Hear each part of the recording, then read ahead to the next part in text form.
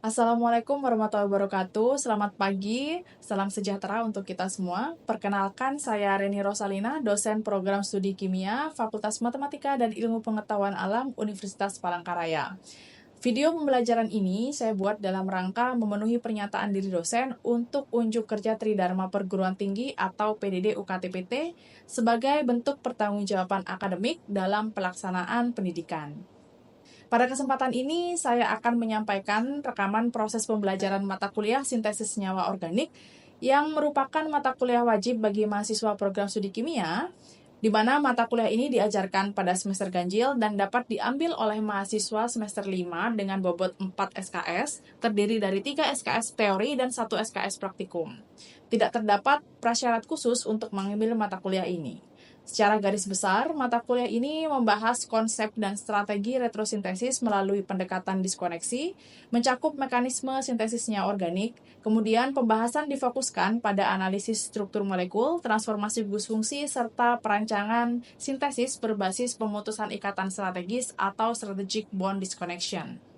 Capaian pembelajaran dirumuskan dalam capaian pembelajaran mata kuliah dan juga sub CPMK yang saling terintegrasi. Adapun capaian pembelajaran mata kuliah yang ditargetkan meliputi kemampuan mahasiswa dalam menganalisis konsep diskoneksi, transformasi gugus fungsi dan sintesis molekul, kemudian kemampuan berpikir logis, kritis, dan inovatif untuk menyelesaikan masalah sintesis melalui penerapan pengetahuan struktur, reaktivitas, dan metode sintesis.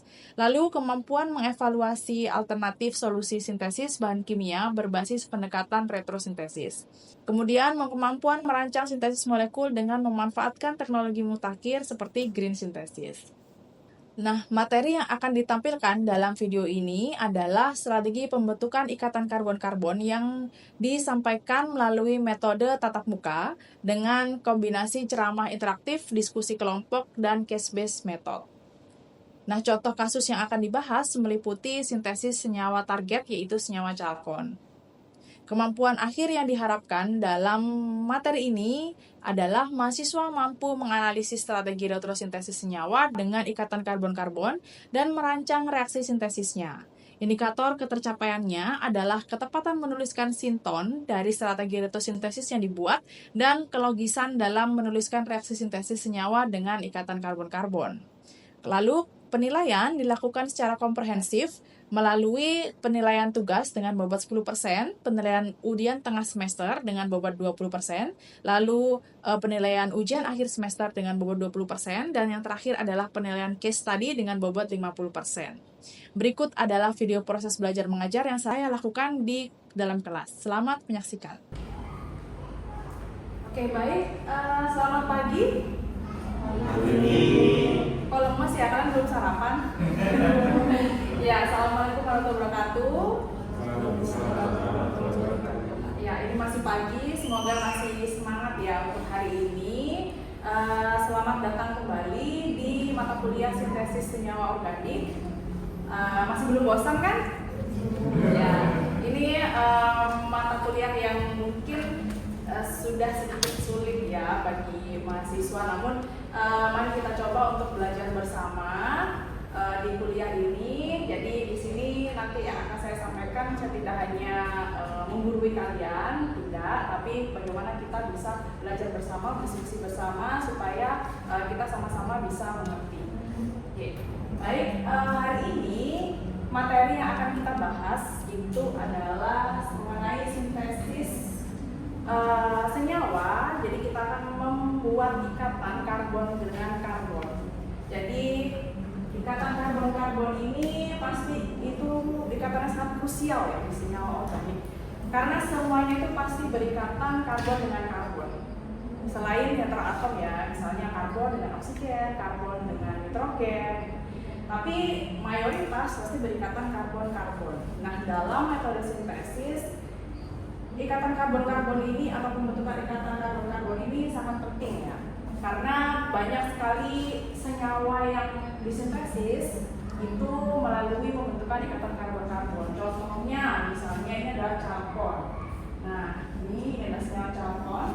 Senyawa ini sering digunakan sebagai rangka utama untuk obat. Jadi di dunia atau di bidang drug discovery Ini paling sering dipakai sebagai kerangka utama karena bioaktivitasnya sangat banyak, seperti anti cancer, kemudian anti inflamasi. Nah, jadi senyawa carbon ini banyak sekali disintesis.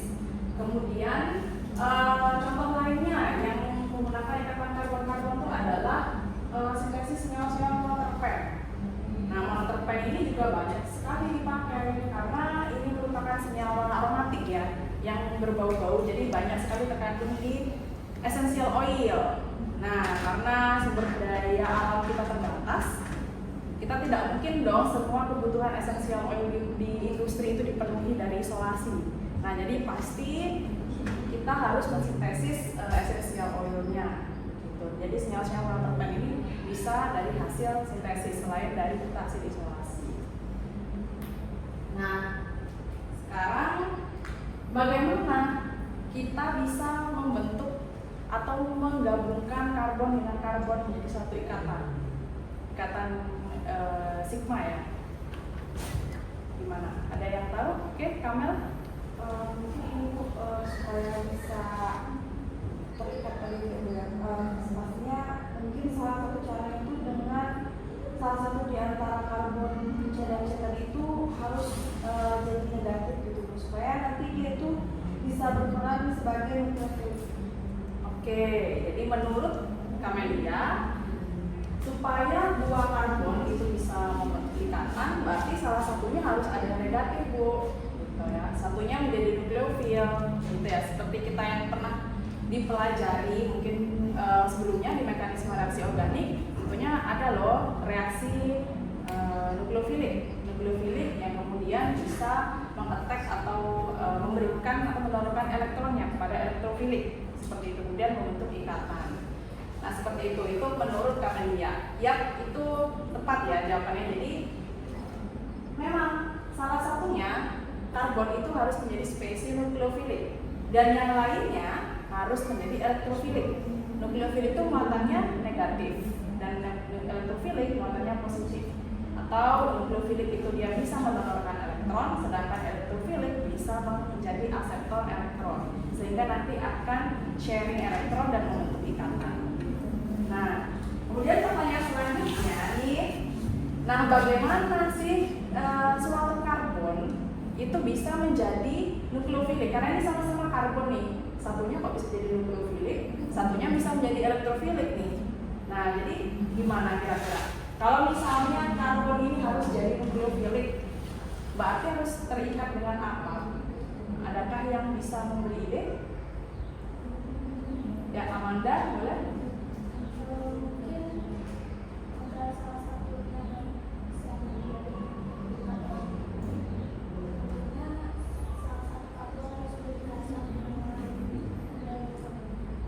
organologam. Karbon yang berikatan dengan organologam. Kira-kira apakah ya? Ya, bisa ya. Jadi karbon ketika dia berikatan dengan organologam ini bisa karena dia bermuatannya lebih positif ya, maka karbon ini akan cenderung parsial negatif. Nah, jadi kita bisa membuat karbon ini menjadi nukleofilik, menjadi kelebihan elektron. Atau bukan kelebihan ya, elektron akan terpolarisasi ke arah karbon sehingga muatannya menjadi parsial negatif. Lalu yang lainnya membuat bagaimana karbon ini bermuatan atau parsial negatif, ya salah satunya yaitu dengan ini. Nah, ini mungkin kalian pernah kenal, ini adalah hidrogen alfa.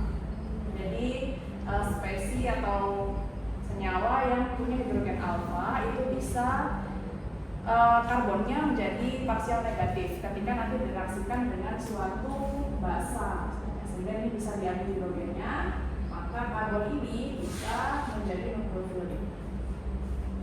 Itu ya. Lalu satu lagi, karbonnya menjadi elektrofilik. Bagaimana tuh? Ini bisa menjadi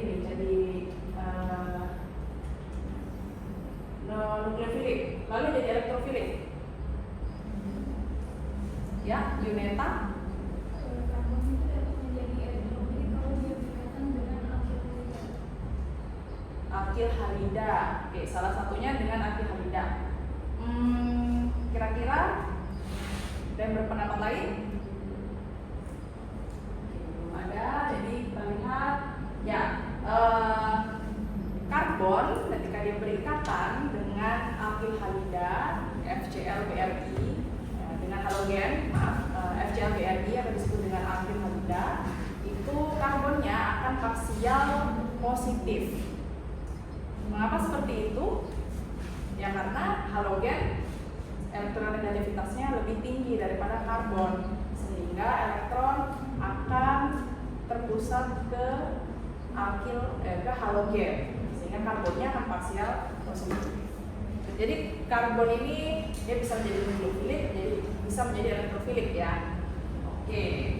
Nah, sehingga bisa kita dapatkan untuk mendapatkan ikatan karbon-karbon ini, kita bisa membuat suatu karbon menjadi nukleofilik dan elektrofilik.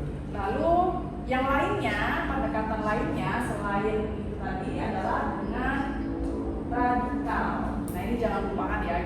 Biasanya kita selalu terfokus bahwa reaksi itu bakal akseptor elektron.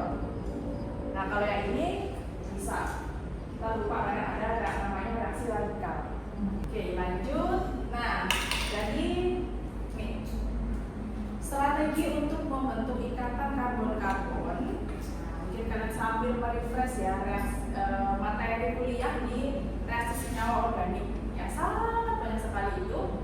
Nah ini jadi beberapa strateginya itu diantaranya karbon-karbon itu kan bisa ikatan tunggal, bisa membentuk karbon, ikatan rangka 2 dan rangka 3. Jadi, kalau misalnya kita mau sintesis single bond, salah satunya bisa pakai reagen organometalik. Karena tadi berarti karbonnya sebagai nukleofilik, ya. Lalu kemudian bisa juga via enolat anion, ini juga sama, karbonnya sebagai nukleofilik.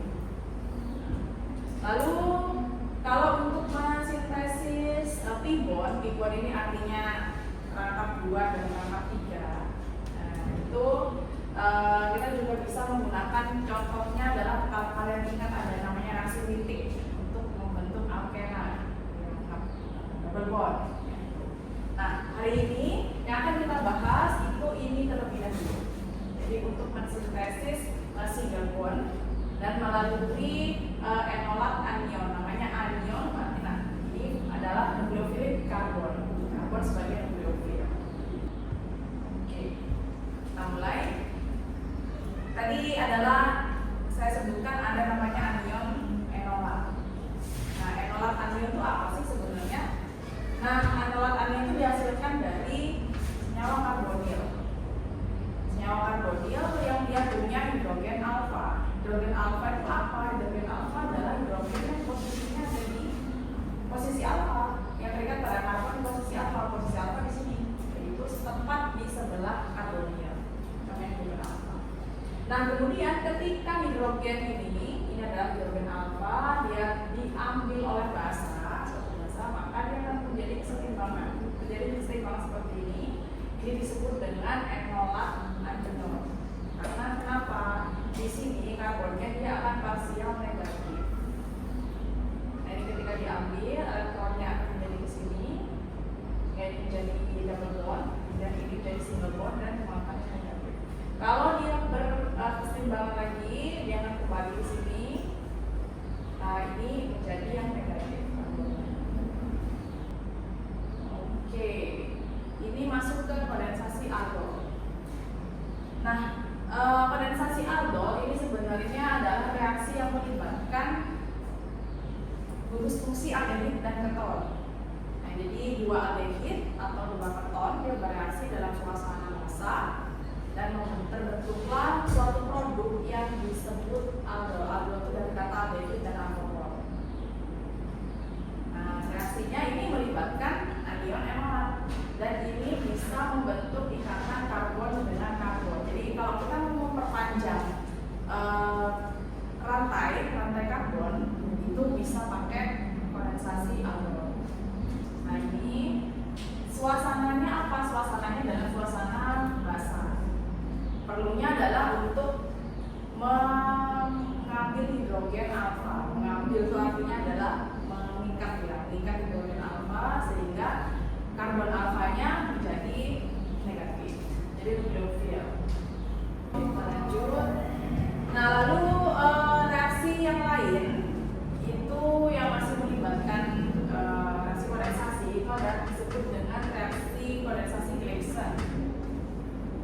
juga bisa menggabungkan karbon-karbon, tapi kalau yang tadi itu aldehyde dan keton, kalau yang ini adalah senyawa ester. Jadi dua senyawa ester bisa saling terkondensasi dan dia akan membentuk ikatan karbon-karbon juga. Nah, tapi nama kondensasinya glacer ya. Tadi aldol. Nah, ini contohnya. Nah, produknya itu nanti akan ini beta kemoester produknya. Jadi ini ada senyawa ester. Nah, dua senyawa ester direaksikan bentuk nanti di sini hasilnya adalah beta kemoester. Nah, karbon-karbon barunya di mana? Karbon-karbon barunya ya di sini. Kita lihat, nah mekanisme reaksinya seperti ini. Jadi hampir mirip dengan reaksi aldol ya. Mungkin ini jadi tetap punya hidrogen alfa di sini yang si ester ini. Dan jadi esternya itu bukan yang di sisi sini ya yang bereaksi, tapi karbon yang di sini. Nah ini kemudian ada basa, dia nanti membentuk nukleofilik karbon, lalu akan bereaksi dengan ester yang lain. Ester yang lain jadi di sini yang ini tadi sudah membentuk nukleofilik karbon, dia akan menyerang karbonil dari senyawa ester yang lainnya. Nah satu lagi itu ada Claisen-Smith condensation. Nah Claisen-Smith condensation ini itu mirip dengan aldol, tapi ini salah satu varian seperti parsa ya. Salah satu jenis kondensasi aldol, tetapi yang tadi tidak punya salah satu fraksinya itu tidak punya hidrogen alfa. Jadi satunya punya, satunya nggak punya. Kalau tadi aldol kan wajib punya ya.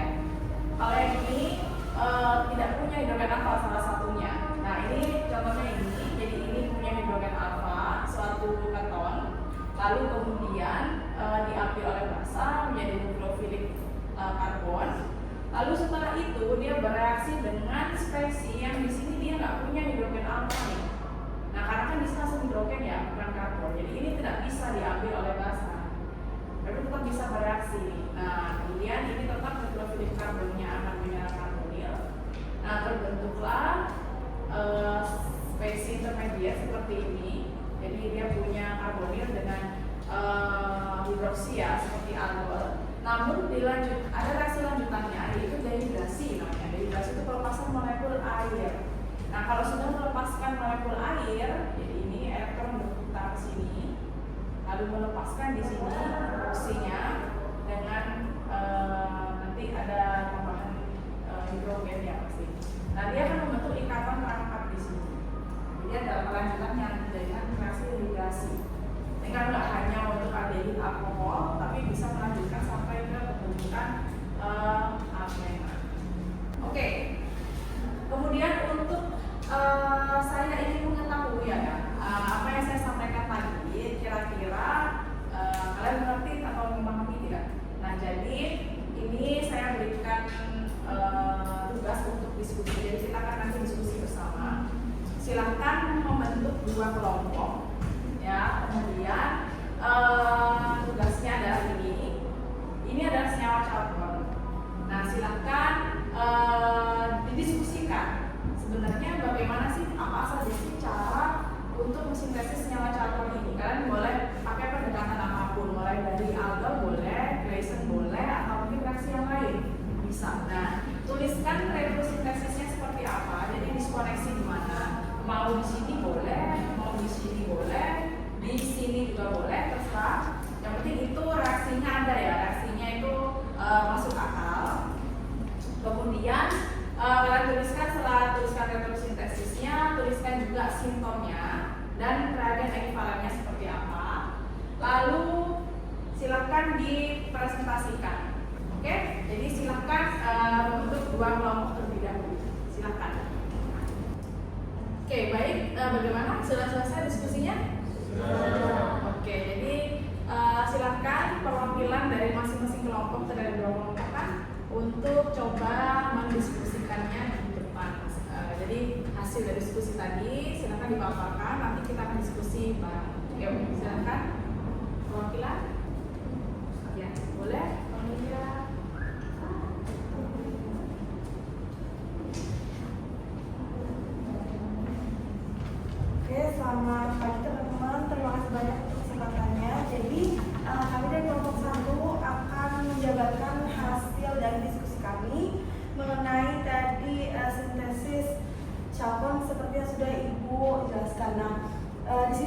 bisa kita lihat dulu ya sintesis Charcon ini dengan metode reaksi yang pertama dengan Claisen semi condensation, kemudian nanti ada bagian yang di retrosintesis dan juga di diskoneksi. Nah, pada bagian yang paling atas ini kita lihat ya, ada terjadi diskoneksi pada ikatan yang ada di sebelah sini. Nah, kemudian karena dia tadi itu sudah di diskoneksi, nanti akan terbentuk sinton. Di sini ada sinton negatif yang bulat di sini, kemudian sebelahnya ada sinton positif. Nah, sama seperti pembahasan tadi, dimana kalau kita mau memisahkan C dan C itu kan harus ada yang menjadi negatif dan positif.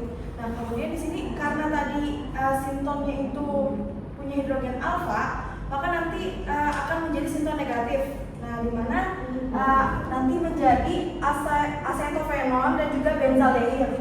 Nah, kemudian di sebelah kiri saya, paling sana, kalau teman-teman sebelah kanan ya, itu ada alur sintesis senyawanya. Nah, kemudian nanti di bagian sini akan terjadi reaksi dehidrasi. Kemudian nanti akan menghasilkan hasil sintesis akhir seperti yang ada di paling bawah ini. Nah, mungkin dari kelompok 1 ini saja hasil diskusi kami. Semoga bisa kita sama-sama pahami. Mungkin boleh dilanjutkan ke kelompok yang berikutnya. Terima kasih. Nah, jadi diskoneksi kalau dari kelompok Amelia dilakukan di sini ya, menggunakan pendekatan kondensasi Claisen-Smith. Nah, jadi sintonnya di sini ada sinton negatif, ada sinton positif, ekivalensinya yang negatif dengan acetophenon, kemudian yang positif dengan benzaldehyde. Lalu bagaimana dengan kelompok yang lain? Kelompok 2 apakah sama? Boleh, silakan.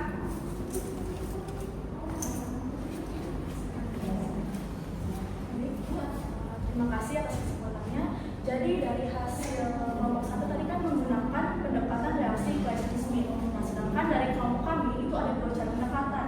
Yang pertama itu bisa menggunakan reaksi. Pertama kita lakukan retrosintesis terlebih dahulu, di mana untuk diskoneksinya ini kita diputuskan di ikatan rangkap C dan C, dimana ini kan ada hidrogen alpine tadi, sehingga kan diskoneksi, kemudian akan diperoleh sinton negatif dan juga sinton positif, lalu akan diekuivalenkan dengan reagen triphenylphosphine yang kemudian bisa direaksikan, dimana alur sintesisnya ini ada yang pertama kan benzaldehyde, kemudian kita reaksikan dengan triphenylphosphine. Setelah itu akan terjadi reaksi intermediate. Nah, di mana kan reaksi ini masih belum stabil, sehingga setelah kita distabilkan itu nanti akan menjadi reaksi campuran. Untuk pendekatan kedua itu kami menggunakan reaksi Friedel-Crepes, di mana untuk diskoneksinya ini dia ada pada senyawa di sebelahnya ini. Yang tadi kan ada pada ikatan rangkap untuk diskoneksinya. Namun ini tadi saya lupa untuk menggambar pemutusannya.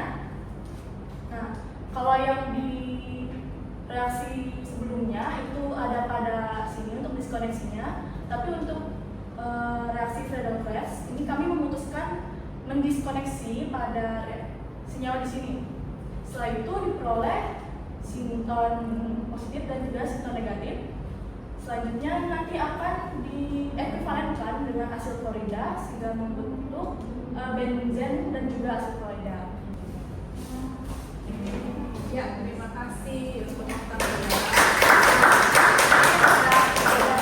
Ya, bisa dari berbagai macam pendekatan. Kalau ini dari Friedel-Crepes dan Wittig, jadi Friedel-Crepes yang di sini, kemudian Wittig yang di sini.